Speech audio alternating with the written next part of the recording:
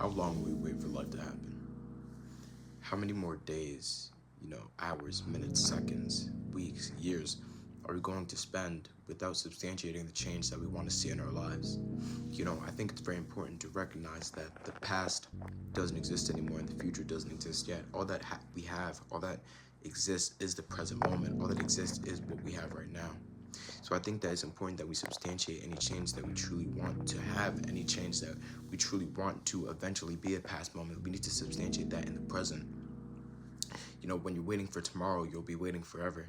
And I don't mean that in the sense that literally tomorrow will never happen, as in the next day, but I mean that in the sense that if we're constantly looking at the future and believing that the future will eventually be the present, well, it's never going to happen.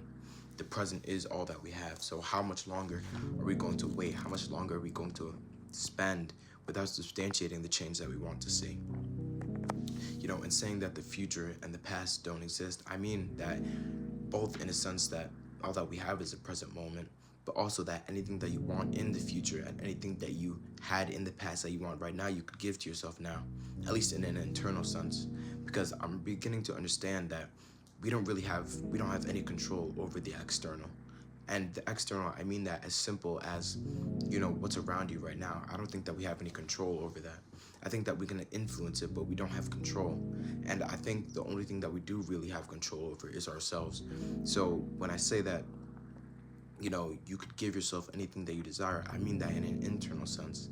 Any feeling that you're hoping to feel at a later date, any understanding that you wish to have, any change, any feeling, anything that we wish to have internally in the future, I think it's something that we give to ourselves right now. And I don't think it requires us to have anything in the external to give ourselves something internally.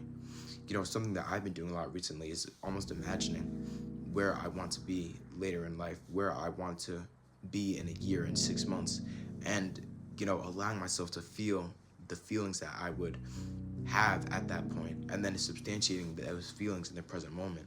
Because, when I say that, how long will we wait for life to happen? I both mean that in a time sense, but also in an external sense. How long are we going to wait for something external to give us something that we could give to ourselves internally? So it's almost important that we take full control of what's internal and then we let go of control of external, because ultimately we cannot control what's outside of ourselves. And I think it's about having faith in God and having faith that everything will happen the way it's supposed to and everything will happen according to His will. And that everything will just work out as it's supposed to. When I say that, when I ask how long are we going to wait for life to happen, I really just mean that anything that we want, we could give to ourselves right now. And I'm really starting to understand that in terms of everything in our goals and everything like that, it's not necessarily about going and chasing your goals, but rather it's about being someone that would have those goals achieved. And I mean that in, something I made a video on before, but that you should attract and you shouldn't chase. It's like the butterfly in the garden example. I won't go over it again, but or the analogy. Like I said, I won't go over it again. But I just think it's so important that we almost just position ourselves in a way that we allow the things that we want to happen. And, when I ask how long will we wait, I don't necessarily mean in the sense that we should be impatient. I think it's very important to be patient, but it's almost asking how long will we wait for the internal to be what it's supposed to be, and how long will we wait for the external to be what it's supposed to be in order to instill that internal change. Because like I said, we can't control the external, but we can fully control the internal. So why would we wait for something that we could give to ourselves right now? So I'm really just starting to understand that we just need to have almost more patience in the external, but then more agency in the internal. I think that we're capable of changing ourselves at any point in time. Every moment is an opportunity for change. So I just think that it's important that we take advantage of that and that we instill the change that we want to see internally right now.